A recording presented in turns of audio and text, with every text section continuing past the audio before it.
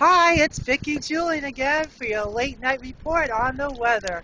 Earlier at 7:30, we were doing our starting report to see how the storm was coming in. The sign is now covered with snow, and we had 2 inches in front of the sign. Now we have 7.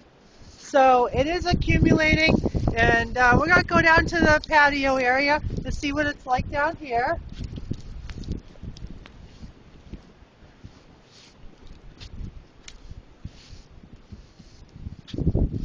Earlier this evening, we checked the snow amount on top of the stump.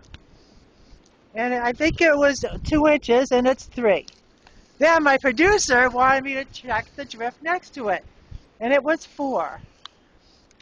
Now it is almost at 10. And on the table, we had 2 inches.